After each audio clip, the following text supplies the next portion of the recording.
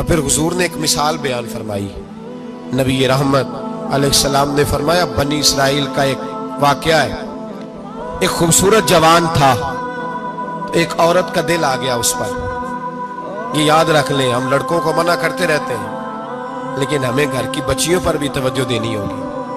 ہمیں ان کے فون پر بھی نگرانی کرنی ہوگی. ہمیں وہاں بھی غور کرنا ہوگا، اس لیے کہ اگر کوئی بچی گنجائش نہ دے تو میرا خیال ہے کہ لڑکا جرت کرنے کی طاقت نہیں رکھتا. تو وہاں بھی ان کی اماں سے کہے کہ پابندی لگائے، بچی کسی کا موبائل لے کر کے کہیں اس کو استعمال تو نہیں کر رہی. اس پودے پر بھی توجہ دے، درخت بننے سے پہلے اس کی بھی نگرانی کریں. یہ بھی بڑا ضروری کام ہے. عورت کا دل آ گیا تو نبی پاک علیہ الصلوۃ والسلام فرماتے اس نے کوئی بہانہ لگایا، کسی کو کہا کہ اس نوجوان کو بلا کے لاؤ، اس کو کہو کہ ہم نے کوئی گواہی لینی ہے تجھ سے. وہ نوجوان آیا، ایک کمرے میں داخل ہوا تو اگلے کمرے میں لے گئے، وہاں داخل ہوا تو اس سے اگلے کمرے میں لے گئی، وہ داخل ہوا تو اسی طرح 7 مکفل کمروں میں لے گئی.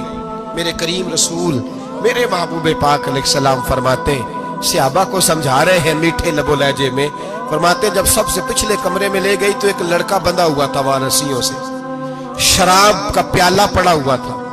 اور بی بی کہنے لگی کوئی گواہی شواہی نہیں لینی، تجھے اس لیے بلایا ہے کہ تیرے اوپر دل آ گیا ہے، اب میرے ساتھ منہ کالا کر. تو وہ جوان کہنے لگا نہیں، میں نے اپنے نفس کو پاک رکھا ہوا ہے، میری نظر بھی پاک ہے، دل بھی پاک ہے، اور اس کی برکت یہ ہے کہ رب نے میری روح کو بھی پاک رکھا ہوا ہے، تو میں یہ حرکت نہیں کر سکتا. پاک لوگ پلید کاموں کی جانب توجہ نہیں کرتے، میں یہ حرکت نہیں کر سکتا. اقبال نے اپنے بیٹے کو دعا دی تھی، اس نے کہا تھا حیا باقی نہیں ہے زمانے کی آنکھ میں، خدا کرے کہ رہے تیری جوانی بے داغ، خدا کرے کہ رہے تیری جوانی بے داغ. کہا میرے ساتھ منہ کالا کر، اس نے کہا میں نہیں کرتا. کہنے لگی چل پھر اس کو قتل کر، اس کو میں نے باندھا ہوا. اس نے کہا میں قتل کیوں کروں، میری کیا دشمنی ہے. کہا پھر شراب پیو. کہا میں شراب بھی نہیں پیتا. تو کہنے لگی اب تو میں نے تجھے اپنے چنگل میں پھانس لیا ہے، اب تو یہاں سے بچ کے جا نہیں سکتا، اور اگر تو باہر جائے گا تو میں شور کروں گی، لوگ جمع کروں گی، اس نے میری عزت آبرو پہ ہاتھ ڈالا ہے، تو بچ تو نہیں سکتا، ایک کام تو کرنا پڑے گا. محبوب فرماتے اس نوجوان نے سوچا کہ زنا بھی بہت بڑا جرم ہے، قتل بھی بہت بڑا گناہ ہے، چلو اب مجبوری ہے تو شراب پی لیتا ہوں. لیکن وہ سمجھا نہ کہ شراب تو بنیاد ہے. اس نے ایک پیالہ جو پیا کہنے لگا ایک اور دے دو، دوسرا پیا تو کہنے لگا ایک اور دے دو. اب 3 پیالے 3 بوتلیں شراب جو پی چکا تو خماری چڑھ گئی.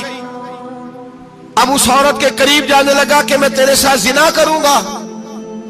اس نے کہا جب تک میں قریب نہیں آنے دوں گی جب تک تو اسے قتل نہ کرے. اس نے اسے قتل بھی کیا، زنا بھی کیا. تو محبوب فرمانے لگے یہ قتل اور زنا جو ہوا ہے تو یہ شراب کی وجہ سے ہوا ہے. گویا شراب کو جرم ہے جو قتل بھی کرائے گی، جو زنا بھی کرائے گی. اور اگر آپ نشئی کو دیکھیں، اگر آپ شرابی کو دیکھیں تو کیا وہ ڈکیتیاں نہیں کرتا پھرتا، وہ چوریاں نہیں کرتا، وہ اپنی ہی ماں کا زیور نہیں بیچ آتا، وہ اپنی ہی بہن کا پڑا ہوا جہیز نہیں بیچ آتا، وہ اپنے ہی گھر میں ڈاکے نہیں ڈالتا،